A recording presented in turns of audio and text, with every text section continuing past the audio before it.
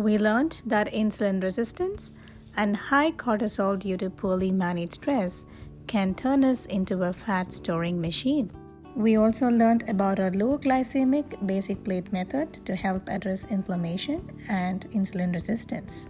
If you've been following our basic plate method diligently and still seeing only little changes and got stagnant at a point, then it's high time to give a pause and look into our checklist to see if you've been covering all of the common but hidden causes for the weight gain. Our body, even at rest, requires a minimal amount of calories to perform its vital functions, such as breathing, maintenance of heart rate, temperature, and much more. We refer to this as resting metabolic rate and RMR in short. In the desperation to lose weight, I've seen people going on a crash diet where their calorie intake is much lesser than 500 kilocalories or so. This may slow down your thyroid gland, where your body wants to keep some calories to keep you alive. A good idea will be to know your BMR using some online calculators and not eating calories below that level. Consumption of a calorie-free drink is also quite popular while you're trying to lose weight. But it's actually a myth that a calorie-free drink will help you to lose weight, because the calorie-free drinks with artificial sweetness can change your gut bacteria and make you gain more weight. While you're in the journey of weight loss, your initial weight loss numbers is likely because of water loss, not fat. At this point, it is very important to hydrate yourself to make a good progress with weight loss, because in times of chronic dehydration, the body will try to make its own water. Only the downside of that is its need to make more fat.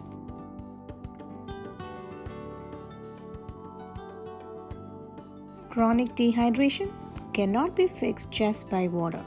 We also need minerals to take this water inside the cell. And this is where the sodium and potassium plays a huge role for hydration. Note your potassium needs are double the amount than sodium. And sodium levels are very critical because when their level goes up, body detects that as dehydration. So here are some tips to balance both the minerals.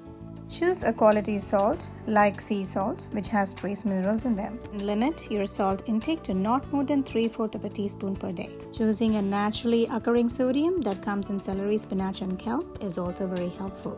One good example for a balanced drink that has sodium and potassium in the right amounts is the tender coconut water. Just often include them in your diet will also help to keep you hydrated. And of course, increase your potassium-rich foods to balance the sodium levels. In an attempt to lose weight, we try to limit the solids and lean more towards the liquid foods where we exceed the limits for fruits. Fruits that are high in fructose can cause a fat storage. Fructose reduces the ability of the body to have satiety after eating a food. This causes more fat storage according to this study. We will cover more about the leptin resistance phenomena in our forthcoming videos.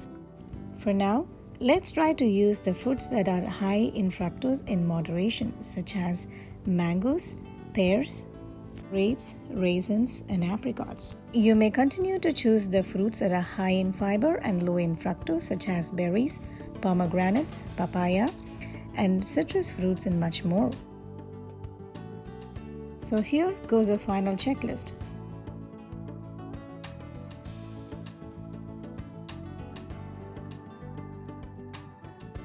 Let food be your medicine and medicine be your food.